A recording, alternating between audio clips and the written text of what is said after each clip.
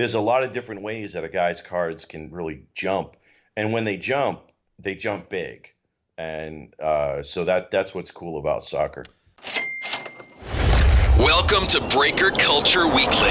The guys from BreakerCulture.com help pull back the curtains and give you insight into the hobby. Sit back and enjoy interviews, product breakdowns, and hobby analysis so you can get your edge in the marketplace.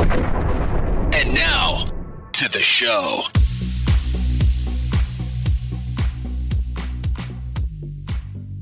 What's going on, folks? Ty from Breaker Culture, proud members of the Bench Clear Media Network. Thank you so much for listening today and for following everything we do. This week in the Bench Clear Network, there was a ton of great content. If you didn't see some of the stuff that we put out in Breaker Culture, Tyson Banker put an outstanding report for the top 20 baseball flagship rookies. That was really cool. He spent a ton of time on that, and it's well worth the read. The link is in the show notes. I also put a top 15 Prism basketball cards from 2012 to 2020. Also put a video together for that. Hope you enjoy that. And then the rest of the crew had a great time putting some content out. We had a great conversation on Sunday of this past week for our hobby chat, our hobby talk. And go check out Baseball Collector, Up North Collectors, and everything Jeff at Pack Geek's doing. I think you'll enjoy it. But today is a super fun and very insightful, at least I think so, conversation with Michael Rathburn. Now, Michael has been what we call the Yoda of the Discord community over at Breaker Culture, because he's kind of the go-to guy for a lot of insight around soccer cards, around football, baseball, wrestling. He's got a wealth of knowledge, a pretty rich background in industry and in sports. Spent a lot of time in DFS, Daily Fantasy, and kind of brings that into the equation when he's talking about sports cards. And so I think you'll really enjoy the conversation. Now, I'll warn you, the first 20 or so minutes are about soccer cards, and you'll notice really quickly that I am not in my element when it comes to soccer cards, and it was a lot of me just listening and asking questions and letting you just gather insight from Michael, which is, trust me, a lot better than me even trying to attempt to talk a lot about soccer cards. So for those that are into soccer cards or want to get into soccer cards, very valuable 20 or so minutes, I can promise you that. If you're not into soccer cards, you can skip ahead a little bit, and we transition into baseball. We talk a lot about Top Series 2, maybe a couple other rookies worth looking at in Series 2 outside of Lou Bob. But we also talk about, what does it look like for Topps Update? How is Topps going to handle this potentially with rookies and putting them into Update or Series 1 2021? So all these little things that we have to start figuring out, because look, as sports cards buyers and as folks that have to start getting into pre-orders, you have to start thinking about these things now before you get left behind and get outpriced on certain things. So a lot of food for thought. Would definitely be curious in what your thoughts are. So leave your comments on the YouTube post or in our Discord channel. All right. Real quick reminder, shout out to StarStock. Go check out everything they're doing over there at starstock.com. And I think you'll enjoy seeing how fast they are growing over there in one of the fastest growing, most intuitive, deepest sports card marketplaces that we have to work with outside of eBay right now. Go check out starstock.com, submit your cards, go create your buys, and you'll get a lot of value from that. All right? Enjoy the conversation with Michael. Have yourself a great week.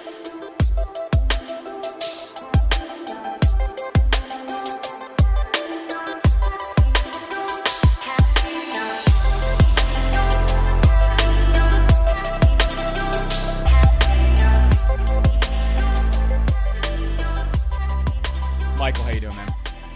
Ty, good to hear from you. Good to talk to you. Yeah, good to talk to you.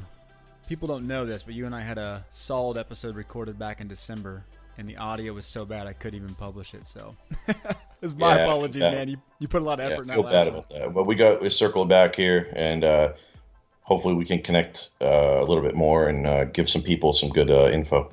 Yeah. You've become kind of the Yoda of the Discord channel, right? I've really. It's funny because I used to be real heavy on Twitter, and I've just kind of cut Twitter out. I'm not really on there that much, and really the Discord channel has become my hangout spot. And I think more, and I don't really know when, but it just feels like a lot of good guys have come into the channel in the Yeah. last 3 or 4 months that have created an even better community than it already was. So I really enjoy the interaction. Agreed. Yeah, no, I feel like it's every couple weeks you get a new guy in there that's adding some good insight and it's good conversation. So I appreciate you. Yeah. Always adding value in there. Hey, so give real quick background on kind of who you are. I know you were pretty heavily into DFS years Yeah. ago. Maybe Yeah. tell us kind of a little bit about yourself, and then we'll dig into some baseball Yeah. stuff today. I'm 45, and I Whoa! start. Yes, I'm 45, and I probably act like I'm 25, but uh, I've been collecting since like 1983, when my dad bought me some 83 tops, and we sat down and made the set. And ever since, I've been hooked, and I've been collecting pretty much up until about 2001, 2002. And I'd say I was probably like 26, 27 at the time. And I was starting my master's, and I stopped playing fantasy sports and I stopped collecting because I literally had no time to even like barely sleep. It was like work and school, work and school. So got back into it about 2 years ago.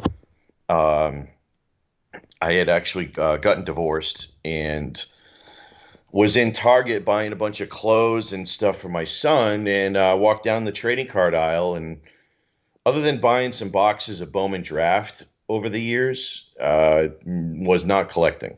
Mm-hmm. And I started looking at the cards, and I really was kind of clueless, and I felt really weird.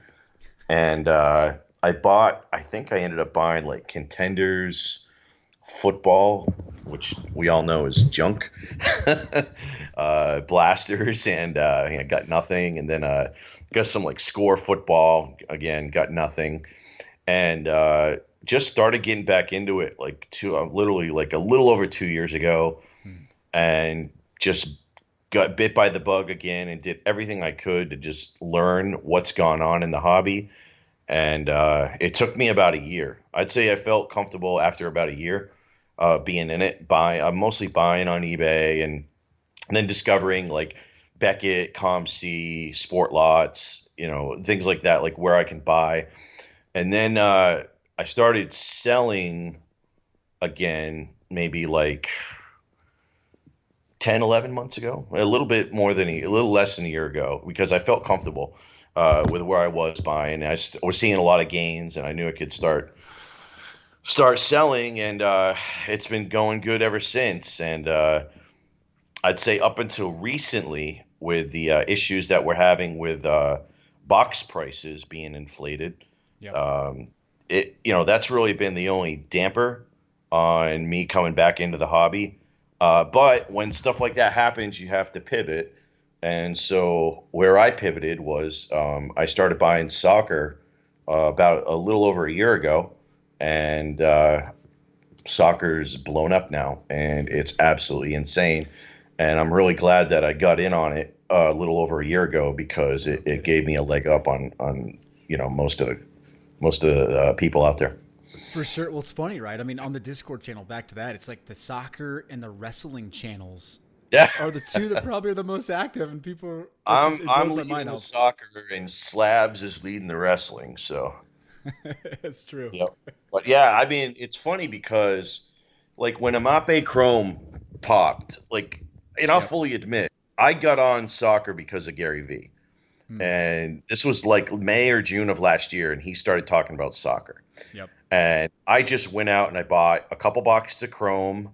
I bought a couple boxes of Donruss, and maybe a box of Finest. And then on Black Friday of last year, uh, there was a website that had some massive deals. And I ended up getting 3 boxes of Donruss Soccer 2018 cellos for $19 a piece, Wow. which I knew I was getting a steal at the time, but I couldn't sell any of the cards. There was no market for any of it. And I just threw them in a box, and I sat there and I said, you know what? I would love to buy as much as humanly possible at $19 a box, but I can't afford to have all those cards sitting there, and I can't do anything with them. Obviously, looking back on it now, last time I checked, those things were hitting about 300. I don't even know what they are, but yeah, I mean, they just went. The retail on those was, I think they were $5.99 a pack. So you're looking at like maybe a $72 retail. Right. They were just dumping them. I mean, they just must have been sitting on a ton of them. But I did get it was a lot of good stuff that came out of those boxes. And again, the Chrome boxes were funny that I bought because I got them off Amazon. I couldn't find them anywhere. I got them off Amazon, and I ended up getting a Jadon refractor that I sold recently for a pretty good amount. I got Joao Felix, like 3 base Chrome rookies, and I got a refractor of him along with just a ton of other stuff. So the Chrome boxes paid off well, which are probably now 300 or 400 a piece, and I think they were 50 at the time. So soccer has just gone absolutely bananas, more than I ever would have expected. But it's legit. It's here to stay, and it's only going to get bigger. Yeah, it's interesting, right? If you start going back and looking at some of the older products, like the Prisms, 4 or 5 years ago, you're just now starting to see some of those cards get traction. The Selects 4 or 5 years ago in soccer. Yeah, it's I mean, Pulisic Selects were getting, like, Pulisic was getting money, but it was it was like Messi, Pulisic, Mbappe really wasn't getting bought. It was like a 3-guy market, and once Gary V put the tag on Mbappe, everything else went haywire. I mean, I was getting Mbappe Chrome rookies on Sport Lots for $3 last summer, and that you can't find them now; they're impossible. What are they going for now? Ooh, I haven't checked. Last I sold mine at 100, so I don't know where they're at now. But I know the refractors are crazy money. Wow, yeah, it's crazy, man. It's like NBA basically. It is. It's a lot like NBA. Right, and it just went parabolic, and like everything is just 2x 3 weeks later, right? Another 1.5x. It just doesn't stop because there was such low print runs on that stuff. Oh, you nailed it! You just took the words right out of my mouth. The print runs on this stuff. For last year, so I was continuing to buy soccer. I just was like, I'm going to trust that eventually this stuff is going to pop because everything is there for it to hit. When Prism EPL came out, I saw some breaks and I said, wow, this is a really nice looking product. And the first off the lines, I was watching those breaks, and the first off the line boxes I was getting for a little bit more than what Hobby was. So it wasn't like there was a big premium. I think I was getting them for like 130, 140. Hobby was probably around 120. And I just kept buying the FOTLs up until they hit about 200. Once they hit 200, then I stopped. But again, it was a lot like the Donruss and everything. There wasn't a lot for me to sell other than the first off the line hits and some of the autos. So I was able to recoup on some of the big hits. But then I just sat on all the base. I sat on all the base, said eventually this stuff is going to move. Eventually some of these guys are going to hit. And I sat on all the silvers and stuff like that. And sure enough, the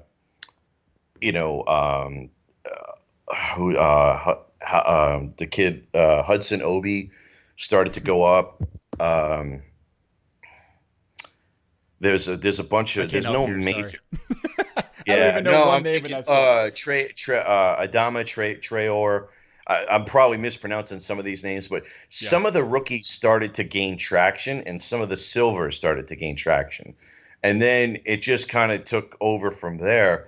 Whereas some of the cards, like Pulisic's base, has gone from like $5 to $8 to $40 in like the last 2 weeks. His silvers, I think I've seen him at over 100.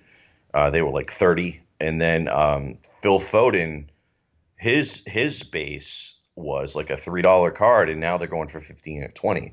And what's happening is because the print runs are so low, and because a lot of these guys only have one rookie, or it's just real. I mean, Pulisic has a bunch, so it's good. But like Phil Foden has a Donruss and an Optic, and that's it. Hmm. So what's his next best card? The 2019 Prism base, which is probably going to be a $30 or $40 card really, really soon because it's very hard to find, and he doesn't have anything. Yep. Yep. And that's what's cool about soccer is you can sit on guys, and it could be like they have a really good stretch of games for 2 weeks, Hmm. or they sign a big contract and transfer to another team, uh, or their team is playing really well and is going to win the league, or is going to move on to champions or whatever. There's a lot of different ways that a guy's cards can really jump, and when they jump big, and so that's what's cool about soccer. That's interesting. So would you say, and by the way, I did not expect to talk about soccer, so this is cool. What would you say the main reason that soccer cards are starting to take off is that globally they're starting to get more exposure and excitement, or do you feel like it's very isolated in North America here? No, Buyers so jumping in. yeah, man, you nailed it. So really, what's interesting is, and I saw this, um, I think it was around March or April. It was right around like mid-March was when COVID spiked, Okay. and then everything kind of went crazy. It was around that time, uh, and we had like 3 weeks with a card market was not good at all. Like the middle of March to the first week of April. I think it was coming out of that first week of April is when everything went haywire. Yep. And all my soccer sales were coming domestic. They were no longer international. Most of the time it was Hong Kong, which I found out was not accepting shipments because I still have cards that are, who knows. I've got $1,000 worth of soccer cards that no one can find, that were supposed to go to Hong Kong and never made it. Uh, Australia has not been an issue, but Australia is a good soccer market. Hungary, Denmark, things, and the orders that were coming in were from like Texas and New York and Virginia and Oregon, and they were all over the U.S. and they were no longer international. And that's when I knew this thing was going to start hitting. And I think I remember going in the channel and just saying, guys, the soccer wave is coming. Mm-hmm. I'm getting orders from the United States, and then I started seeing graded cards, and that was kind of like the second pillar that needed to fall. The United States market blew up. Grading started to happen. There were no other sports. Soccer was the sport that came back first. And when Bundesliga came back, Sancho went nuts. Havertz went nuts. Haaland went nuts. I mean, yeah, Timo Werner. I mean, just these young guys in soccer were just all blowing up. And then you go look for their cards, and Sancho's got a Donruss, an Optic, and a Chrome, and that's it. And then João Felix had one card, one rookie.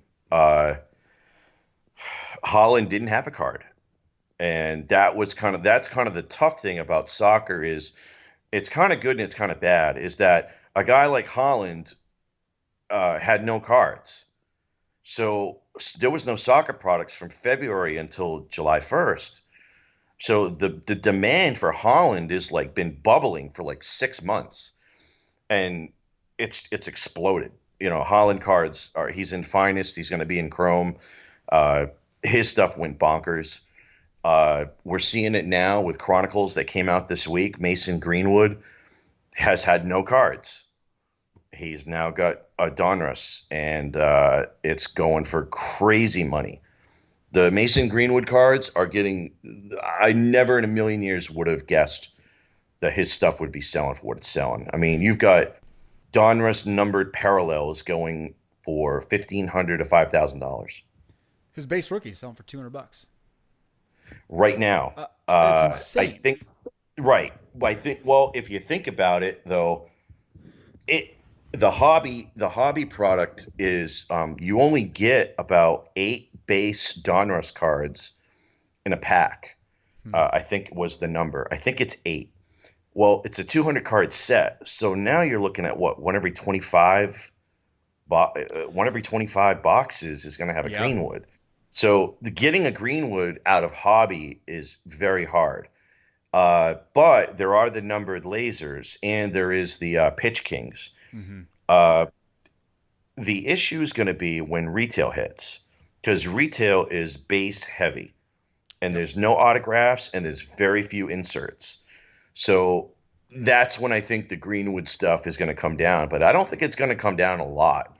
I think maybe it settles in at $100, but I don't think it's going to drop much lower than that because even in retail, getting a Greenwood is still going to be tough. Well, the Raider rookie goes for 200 plus, right? Then you got the Chronicles Yep. Contenders card, which goes for 300 Oh, he's in. plus. Okay. Yep. Yeah. I forgot he was in that. Yep. I mean, it's like Yep. no, it's no wonder that the Chronicles hobby cases are selling for almost $5,000. It's Is it 12? Is it a 12 box case? it is a 12 box case. I Yeah. think Blowout has 400. them Yeah. at like That 47. product. Yeah. That product. And I've been pumping that product for like 6 months. I mean, I've been Yep. waiting for that product.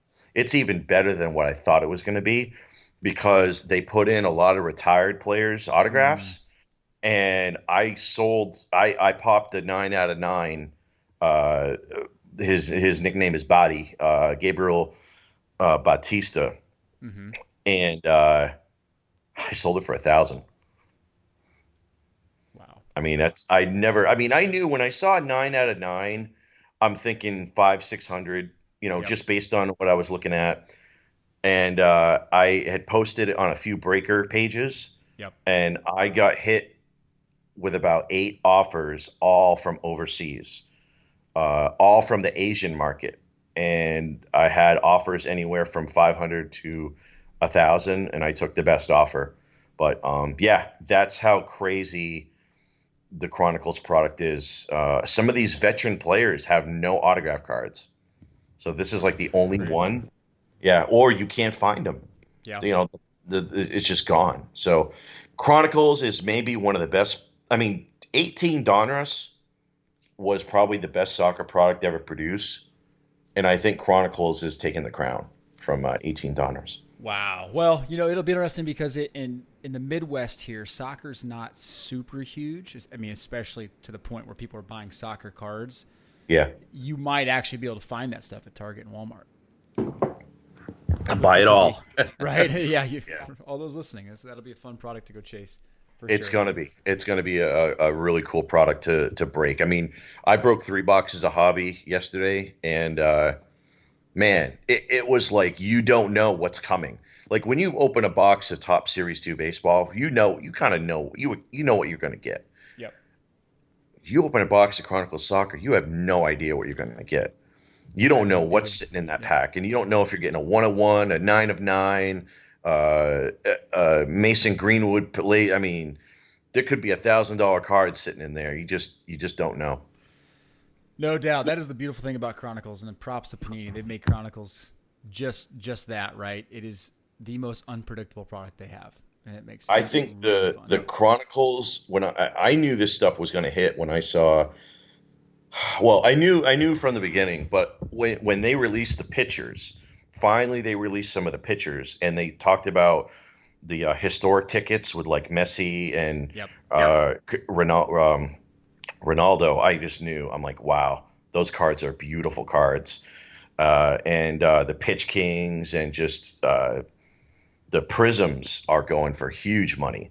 If you happen to pop a prism silver, those are going for monster money.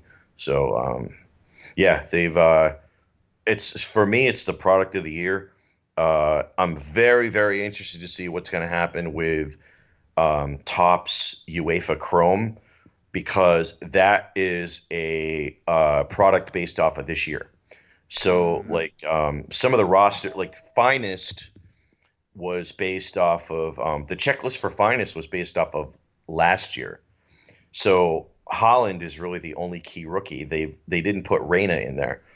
Gio Reyna, who a lot of people might know, Claudio Reyna, who played for the U.S. national team, that's his kid, and his stuff's probably going to be just underneath um, Holland. So like you figure Holland's Finest is I think it's running about $100. Um, the Chrome Holland is probably going to be more, just because it's Chrome and it's going to look better. So let's say the Chrome Hollands are going to hit like 120, 150. I think Reina's are probably going to be 75 to 100 if I had to guess. Uh, so you're going to have two big names in Chrome Bundesliga, which comes out next week. But the big one is going to be UEFA, because UEFA is all of the top teams in the different leagues. So that's when Mbappe can get in. That's when you're going to have some of the top guys from Premier. You're going to have the top guys from La Liga. It's kind of like Chronicles, but with Bundesliga. And Bundesliga is with, Dortmund is the team, and that's with Holland, that's with Reina, and that's with Jadon. So those that's the money team. So and then you bring in Mbappe, you bring in Fati. I mean, that UEFA Chrome product, they did tease a João Felix auto, which looks really, really sweet. That Chrome UEFA product could absolutely be explosive. End of the month, right? End of July, 7/29. That's what we're looking at. I don't know. Well, last I saw on Cardboard Connection, it now says July/August. Okay. Well, blowout's showing 7/29, so that'll be interesting to see if they stick to that. But you, my man, you know your soccer. Holy crap. I need to enter a universe that I know, like baseball. Can we talk baseball? Absolutely. But I tell you what, though, you got me itching to go grab some soccer cards. It's a lot of fun, man, and watching Holy it's even crap. better. Yeah, watching Holy it's even crap. better. Mason Greenwood yesterday. Mason Greenwood, just off his goal yesterday, probably gave him a 25% bump on his cards because it was just a ridiculous goal. I love it. And that's what's cool about soccer is that a goal is almost like a grand slam in baseball. And it's like a 3 home run game almost. It's just getting a goal for a guy is and in this case 18. He's an absolute beast, and we're obviously seeing now the prices on his Chronicle stuff it's Zion-esque. Yeah, there you go. I mean, your base cards at $300. Enough said. Ungraded. Ungraded. Yep. Oh Yeah. my goodness, that's more than Zion. It's unbelievable.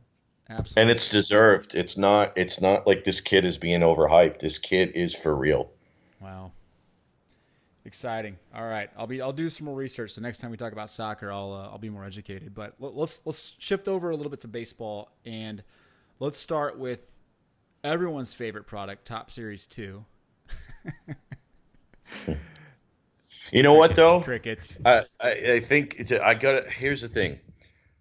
I think Topps did the absolute best they could do Yeah. with what they had to play. I mean, they were basically playing a poker hand with a pocket 2-7. I mean, they just didn't have a choice. Thank God Luis Robert was in there, but it's not their fault. There was no season. They typically typically the cutoff point is the first week of June. So they get 8-9 weeks of games, and typically guys are called up by then. And you figure maybe Series 2 would have had Wander Franco, would have had Joe Adele, would have had Jared Kelenic, would have had 5 or 6 guys. I mean, typically it's been a 3-headed monster, Right. whether it's Tatis, Vlad, Alonso, Right. Yeah. So it would have been a 3-headed monster probably for Series 2.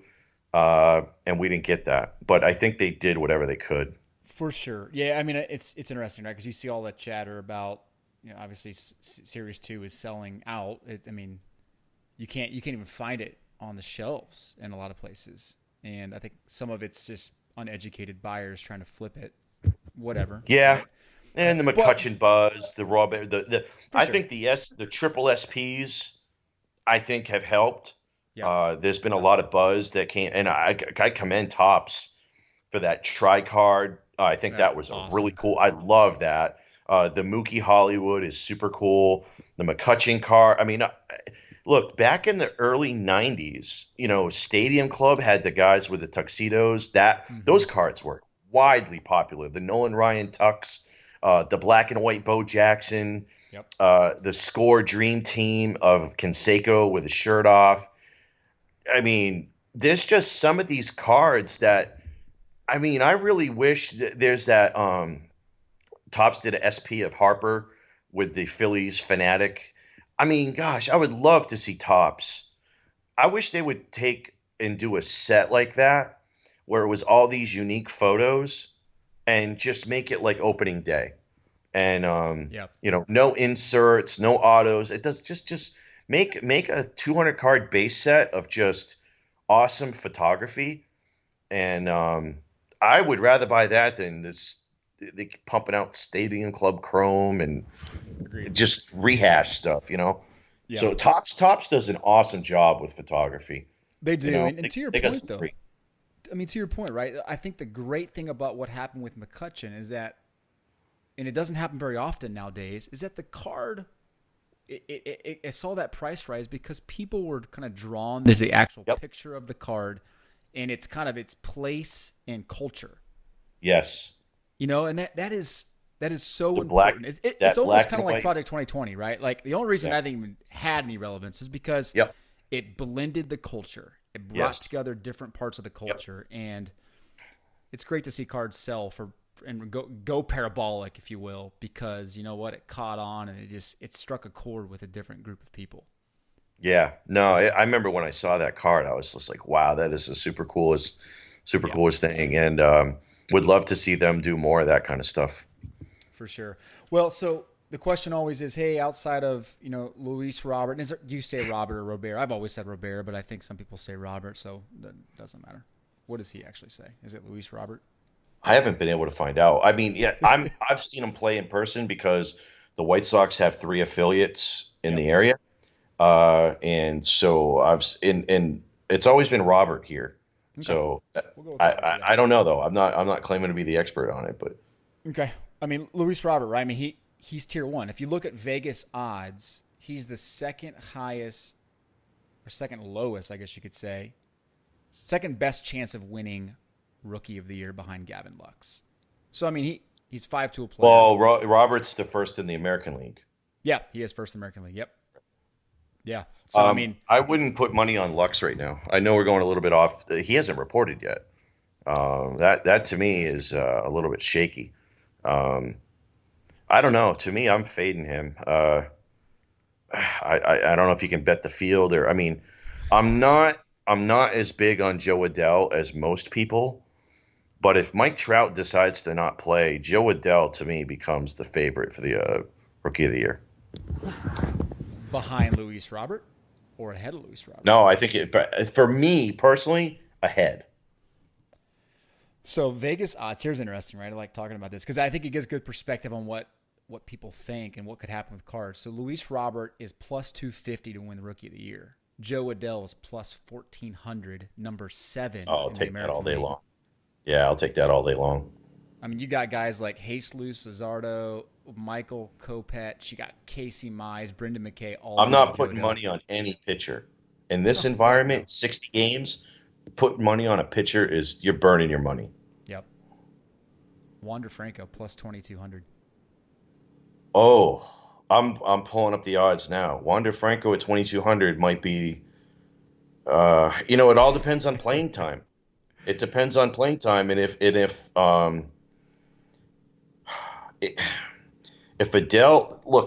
Trout decides tomorrow that he's not playing, those Adele odds go from plus 1,200 to like plus 200. Yep. So I'm looking at the list. It's not a very it's not a very good list. It's not, right? So of the I'm 34 shocked names, that Franco was 2,400. I'm really shocked about that. Yeah. Well, I'm on my bookie, right? And there's 34 names for AL and NL. And I wanted to give some perspective, right? Of the 34 names, only one of them is in Series 2. And that's Luis Robert, right? There's no other guys, even down the list, that are in Series 2. Well, Kopech had a rookie card last year because he was on the 40-man. Luzardo was in Series 1. Mize obviously hasn't been called up yet. McKay is Series 1. Evan White, I don't even remember. He's got to be from – Nate Pearson doesn't have a rookie card yet. Uh, Okay, for Forrest Whitley Whitley. doesn't have a rookie card. Yeah, I'm shocked at the prices on the pitchers. And yeah, I mean, to me, I think there's a lot of opportunity on these. And I'm looking at the National League and I look at like a Joey Brendan. Bart, right? Buster Posey Oh, just said okay. I he's don't not have Bart playing. on my list. I got Plus Brendan Rodgers 22. at plus 1300. That's Yep. interesting. Dylan Carson at 917. Carter Kieboom, I like. I think if I had to put money on somebody tomorrow, I think Carter Kieboom would be who I'd put money on. Yep. Interesting. Yeah, he's been on a lot of the top 5 rookies to watch this year, and this A lot short of people season. bailed on him because he didn't perform well last year. Yeah. I mean, you can go get gold updates. That'd be the card I'd go find is that gold update. I've Yep. got a couple of them, and I'm just sitting on them. I'm just gonna wait. Heck yeah. Yeah. Interesting. Well, there's a few other names. I wanted to throw these out there because when people are buying Series 2, right, and they're thinking, okay, obviously we're pulling out Luis Robert. What other names should you maybe be setting aside? There's a few names that stuck out to me, and I'll throw them out to you, see what you think. My number 2 is Hunter Harvey, only because he had some of the pedigree. He's pitcher. Yeah. You got to deal with. And look, I realize we're dealing with like tier 2, tier 3, but like past him, maybe Gratterall, 21-year-old for the Dodgers, maybe Justin Dunn for the Mariners. But the guy who sells for the second highest amount, interesting here, James Karinchak for the Indians. Yeah, Crazy? and that's all. Yeah, it's. It's 24-year-old pitcher. Yeah, I think It's to me, I don't look at pitchers at all really. I like Jake Fraley. I think Jake Fraley is a guy that could start in the outfield for them and has put up decent numbers. So I think I'm just going through the checklist now. Jake Fraley, I know, was a guy that I was looking at, and 25-year-old.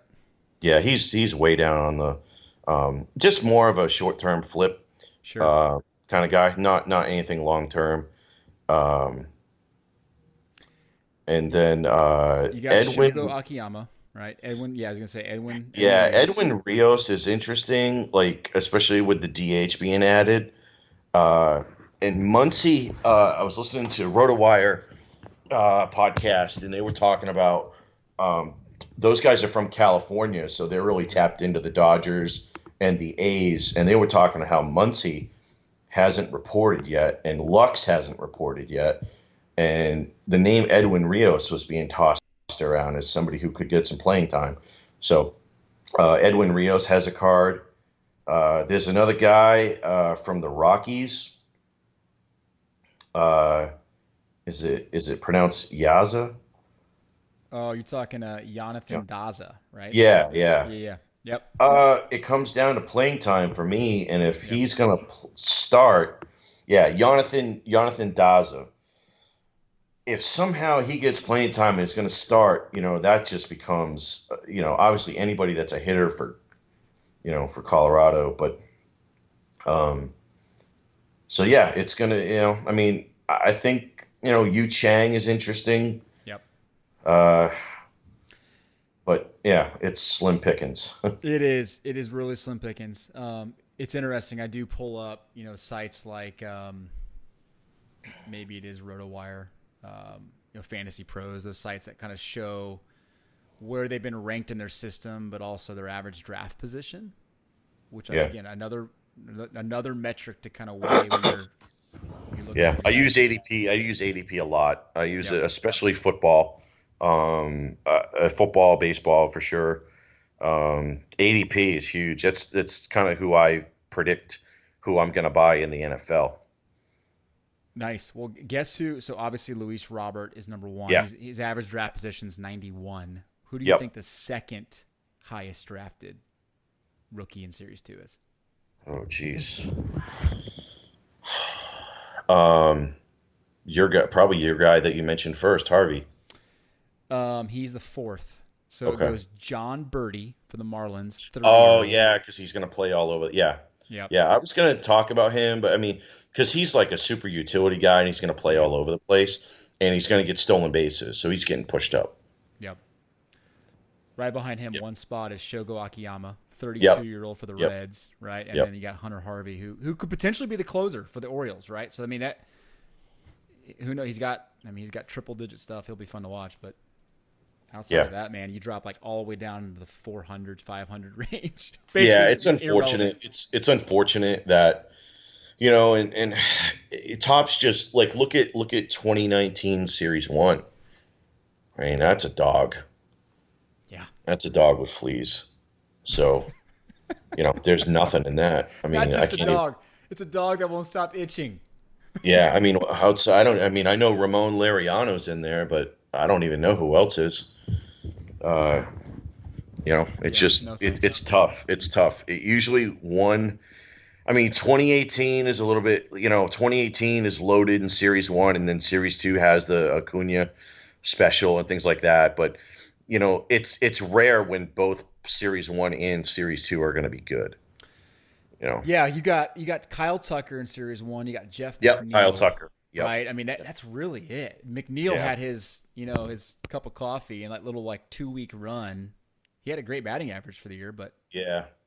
Kyle Tucker could pop. Kyle Tucker's a guy that, but if it doesn't happen this year, he's then done. you start to wonder. But Agreed. yeah, I mean, you think about it. I don't even know what the secondary market is on Topps 119 because I haven't even bothered to look. But if 2 or 3 guys happen to break out, I mean, I remember I bought 2018 Series 1 Jumbo back in January for 400, and now it's 800. And it's where it should be. It should have never been 400.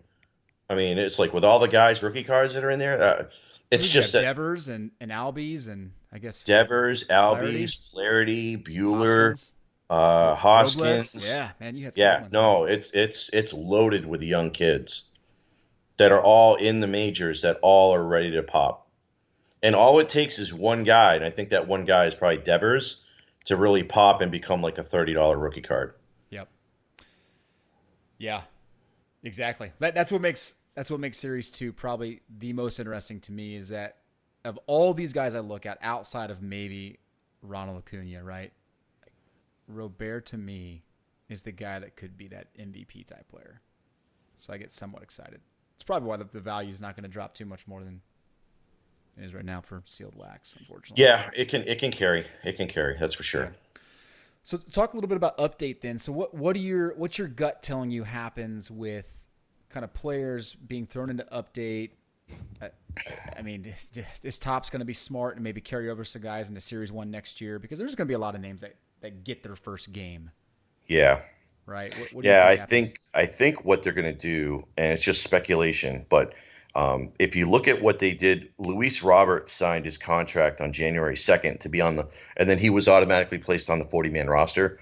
Yep. He is eligible to have a card even though he hasn't played in a major league game. Same thing happened with Michael Kopech. So, and Michael Kopech is actually from Series 119 as well. But so opening day came out mid-March. So it's about 10 weeks after they got the official word to put him in. So if we get baseball July 23rd, but they're playing now, but let's say by August 1st, Topps has right now update is scheduled for October 9th. We've already seen every product get delayed. They bumped factory sets by 2 months. They went from early July, I believe, to early September. Or it might have even been early June. Mm-hmm. But they bumped factory sets by like 2 or 3 months. So that to me was an indication that, and I would imagine right now the pre-orders on update are dismal. So if they wait and they say, hey, if Franco plays in a game right away, if Adele plays in a game right away, if Julio Rodriguez, there's like 10 guys where if they can get 3 of those guys to have played, then I think we could be looking at update getting pushed back a few weeks to get those guys in. And if that's the case, then we know. I mean, obviously the Holy Grail is Wander Franco. right out of the gate, a Rondo Franco Tops update base is probably like what, 20, $25. Oh yeah. So that's the biggie. But it does seem like they, either they're going to get him in update or they're going to get him in Series 1 next year. The question for me is whether the 60-man roster is going to count like the 40-man roster. And if that's the case, then the player doesn't need to play in a game for them to make a rookie card. Now, the concern is, some of these teams have called up their top 15 or 20 prospects. So would we enter a situation where, I think I did the math and I talked about it in Discord. We basically are going to have an additional 1,000 players in the player pool. Topps is obviously not going to make a card for every one of those guys. So they're going to have to make a decision on who they're going to put in. And obviously they're going to want to put in rookies. But they're going to want to put in the top tier guys. They're not going to want to put in the number 25 prospect on the Mariners. So, it's going to be interesting to see. Do they select just the top prospects and preserve the rookie crops for future years? That's what I would suggest. There's no reason to make a card of a guy like Noelvi Marte right now. He's so far away from the big leagues in real life. There's no reason to put a rookie card. I mean, let's look at the guys who we think would have been called up anyway by June 8th. Wander Franco, Joe Adell. Those are the top two that I can think of off top. I mean, Jared Kelenic most likely. Yeah, Joey Bart. And there was Joey Bart. Is that? Yep. Alec Baum would probably be another one. I mean, he's more the DH guy. He's benefiting from the DH. But, they would have had 3 or 4 studs in update anyway if they had played a regular season. So I think if they can go with that, like there's no reason for Robert Puason to have a rookie card. Right. Just because he got called up for the A's. So I would hope that they would use some discretion and maybe look at it and say, hey, who were guys that were like at AA or above or high A or whatever? And, these guys like Noelvi Marte and, guys like that, really, we shouldn't be pumping out a rookie card of a guy like that. So agreed. Right. And I think best case scenario for Topps is, right, Joe Adell does play and Joe Adell is hot. Yeah. Or a guy like Christian Pash or a guy like, Joey Bart. Drew Waters. Really, I mean, that's hot. A great one of those guys is going to play. They're going to play. Yep. They're going to Either get Waters hot. or Pash is, yep. And I think Topps is thinking, well, you would think they would be thinking this. Please, we need one of those 2 or 3 guys to get hot so that we can pump them and update. Yes. Because they want Wander in Series 1. He's a guy you want in Series 1. Yeah. I don't think an under-ordered product, you don't want Wander in. That's true. That's true. I'll give you that. Yep. So it'll be interesting. I mean, the flip side is, right, you got Wander floating around there, and all of a sudden, Topps is relevant basically all off season. Well, you know what they could do? They could really have their cake and eat it too, and just do an SP of Wander, and then save his true rookie for 2021. I know you love that stuff, so. Well, I'm not a fan of it, but it would make sense. I wouldn't hate on it. Yep. Because I don't. Dead product is not good for the hobby. Yeah. Like Top Series 2 this year, that's not good for anybody. I mean that's not. Huh? You think that's a dead product? Well, what I mean by that is it's got Robert, and that's that. As far as like long term. Yep. There's not a lot in it in compared to other Topps products. So maybe dead is not the right word, but I think as far as thin, like very thin. Yeah, I mean it's just not a lot of meat on the bone. Whereas, with update, there's no All-Star game, there's no home run derby, so all those cards that add value. To update, like last year's update on paper, it didn't look good, and I even remember thinking, "Boy, this stuff might tank." But when I started breaking the product, and I was getting all the parallels of Acuna and Trout, all the All-Star parallels, the Alonsos, the Vlads. I mean, the value break was just incredible, especially on Jumbo. And that's kind of like the underlying thing with Update is it had All-Star Game cards, it had Home Run Derby cards. Those are not going to be in there now. Now, if they're replaced by rookies, it's okay. Right. But we're not going to get any in-season, stuff. We'll have rookie debuts, but that's that's about it. But they're going to have some additional rookie cards. I mean, Update right now, based on the pre-sale sheet, is in trouble. Yeah. Oh, for sure. Yeah, I agree. Yeah, unless we get word that they're gonna, and like I said, I think they could probably delay it to November 1st, Yep. or even push it to like mid-November and try to capitalize on Christmas, Black Friday, and the product would blow it out of the water. That'd be interesting, right? Because with Bowman, they'd probably push Bowman Draft. And Bowman Draft's going to be interesting, right? No, they won't push Bowman Draft. That won't, because that's not impacted by anything of what's going on now. Well, I mean, you got limited money, right? Christmas season, you're going to have two major products within 4 weeks of each other. That would be interesting to see. I don't think it matters to them because Bowman Draft is a hobby only product and it's a different market than Topps Update. Yeah, they make hobby. Yeah, they make jumbo, but that's a heavy retail product. It is. Yeah. I think a year ago I would probably absolutely agree with you, but I feel like these days hobby retail doesn't matter. Like there's just so many stinking buyers out there. Yeah. But Yep. Yeah, that'll be interesting. It's going to be really fun to watch that. Yeah, the next 6 weeks you're going to tell us a lot. No doubt. You're right. I mean, especially with a soccer product coming out every week for the next like 4 or 5 weeks, and then Panini's still out basketball. And that's another thing. If you think about it, what's going to happen with basketball cards? The draft is not till October. Are they going to push back 2020 basketball releases? And if so, that means they're basically going to run the presses on 2019 basketball up until the start of next season. Yeah. They're going to come up with every single product they can with a Zion rookie until they can. 100%. Hey, they're going to have every possible first. They're going to milk that cow.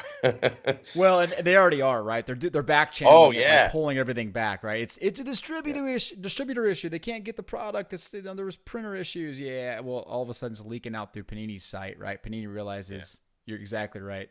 We got to milk this thing all the way down till its last drop. I made a prediction. I don't think it was in Discord, but it was on a group. What I think is going to happen, my bold prediction of what's going to happen with retail is the retailer and the manufacturer really can't do much about the issues. What they can do is disrupt the supply chain. So they can't control what's going to happen with these third parties and what they can control the product that gets to the third party restocker. And I have a feeling what's going to happen is you're going to start seeing a lot more base product, and that's going to be all pushed to retail. It's going to be your Scores, your Donruss, your what, and I think you're going to see some more base end products from Panini. I think especially I'm mainly talking about Panini. I think they're going to push a lot more base, like you might see a Score basketball, or you might see, just get ready. And I think what then they're going to do is they're going to take the Prisms and the Mosaics and the Optics of the world, and they're going to sell direct. And they're going to put them on their website. They're going to bump up the price. And because if you're thinking about it, if you're Panini, why are you letting Target sell it for $19.99 and it's not even hitting the shelf? And it's on the secondary market for $60. Yep. Panini's not. You think Panini is going to continue to let that happen? No. They're going to cut off the supply chain. They're not going to. What they're going to do is they're going to maybe like cut. Prism might still hit Walmart and Target, but it's going to be drastically cut. I mean, it's going to be like 25% of what it was this year, because they're not profiting off of the secondary market. And when they can put blasters up on their site for $40 instead of 20, all the money goes to them.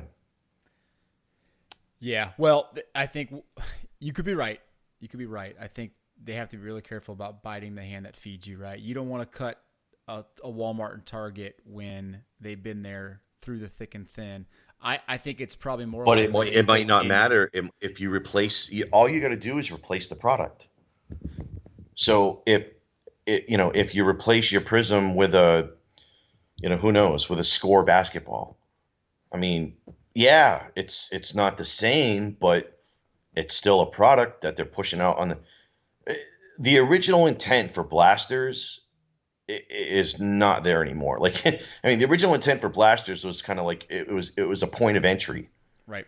Obviously that's not the case anymore. I mean, sure. It's been totally messed up. Yep. I just don't, when we see Panini selling so much more direct on their site, and especially like Score football blasters, I mean, that to me is like, they don't need to do that. Why are they doing that? They're testing the waters. Yep. Hey, look, get your crap figured out with Score football. That's what I say.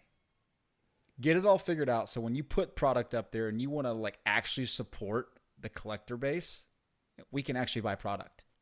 That's what I say. So get it all figured out, Panini. Keep doing your job. I'm tired of trying to log on to buy stuff and nothing works because no one can get their infrastructure. Yeah, that's a whole nother issue with the bots. Yeah. Well, we'll save that for something else. I tell you what, though, I'm excited about Donruss football this year. I'm not a football guy. I just think like the timing of it's going to be very unique in the sense that it's a big base product. It's a very big base product. It hits, it stretches across hobby, retail, and I think football is just making a comeback in the hobby, as is any sport right now. But I think football, this is the year where we see the resurgence of football cards, and I bet Donruss ends up being a pretty big deal. Yeah, I mean, it's typically the best value. I mean, I know for me, Donruss Hobby football the last 2 years has been the best ROI break for me, by far. And so, from that perspective, I would say that, continue to see that coming. With football, we had 3 QBs in the top 5 or 6 in the draft. If any of those guys get playing time. The thing about football, though, is it's typically not the current season that drives the market. Mm-hmm. It's typically 2 or 3 years before. So 17 and 18 are just monsters because of Mahomes, Deshaun, Lamar. You still got Baker. You still got Darnold. I do think 19 has potential to pop, whether it's Daniel Jones, Drew Lock, obviously Kyler, if Kyler has a big year, which I think he will. But his prices are still, there's still room to grow. So it wouldn't shock me if 2020 wax sells, but doesn't appreciate a ton. I think you'll see a steady stream of activity because Burrow's on a bad team. Tua may not play. So we may not get a return on guys right away. But I think the 19 wax, we've obviously seen jump tremendously. The 18 wax is still got room. The 17 wax has still got room. I think 16 is going to pop. Goff, Wentz, Dak. I think one of those guys, I'm putting my money on Dak, but Dak could pop and get into that elite class of quarterback. Zeke could have a big year if he gets over the COVID. But the Cowboys could be primed for a big Super Bowl run if all is healthy. But I think 2016 could see a big jump. Interesting. This is what I want you to commit to. I want you to commit to getting back on the show with you and Tyson Banker, and we have a football prep show, and we talk. Sounds good. Because I think it'd be good. But here's my prediction. My prediction in 2020-21 season is that we see the rise of the running back and receivers in football cards. I think we have to. Quarterbacks are being priced out and just priced up so much. I agree. I've been buying a lot of Mike Evans. I've been buying a lot of DeAndre Hopkins. I've got a lot invested in Jacobs and Miles Sanders. DJ Moore. Those are the guys I've put some money into. Beautiful. All right, man. We're at an hour. I love your approach. You are extremely knowledgeable. I got a few rapid fire questions for you. You ready to do this? Got it. All right. What's your top 3 hot dog toppings?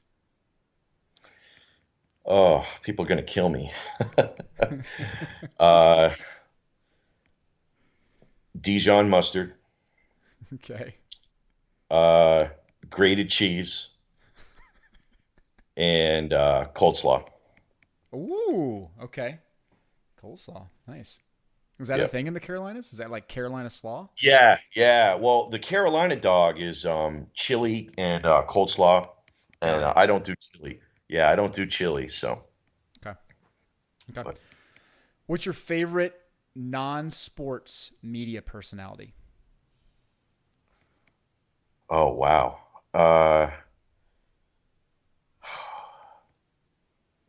What's an example? Non-sports. Jon Stewart. I don't know. I forgot her name, but the girl that's impersonating, her name is Sarah. The girl that's impersonating Trump on Twitter is unbelievable. Really? Okay. Nice. Sarah Cooper, I think her name. Right. Oh, she's got like 1.7 million followers, and they've all come since April. She has absolutely blown up, and she is hysterical. Wow. I've never laughed so hard in my life. Nice. I watch her videos like 20 and 30 times over and over. I'd say Sarah Cooper to me is she's gonna have her own show. She's gonna have her own HBO special. I mean, she's got her ticket's written. Yeah. All right, I'll put her link in the show notes here for her YouTube channel. Let's check it out. With that many followers, though, I'm sure it's not news to anybody. All right. In lieu of the release of Greyhound today, the new Tom Hanks movie, which I'm excited to watch, the Navy movie. What's your favorite Tom Hanks movie? Do you have a favorite Tom Hanks movie? Believe it or not, it's Big. Big. All right, cool. Yeah. I watched That Thing You Do with the kids the other night. Reminded of how good of an actor he is. He's so versatile. Yeah. I'd go Philadelphia. Oh, nice. Okay. Yeah. Philadelphia was really, really good. That was a great movie. Cool. Yeah. All right, last It's question. been a while since I've watched a Hanks movie, so. Yeah. Well, there you go. It's on Apple. I think it's on Apple Plus. So you have to. I don't even know how you get it. Yeah, I'm looking it up now. Yeah. Greyhound. Looking good. All right, last question. You got to spend $10,000 in the hobby right now. What do you spend it on?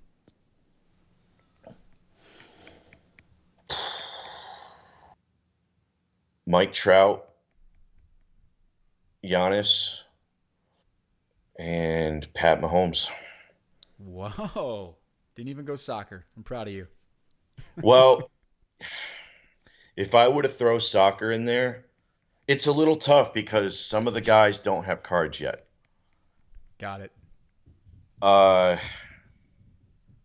There's a kid that doesn't have a card yet that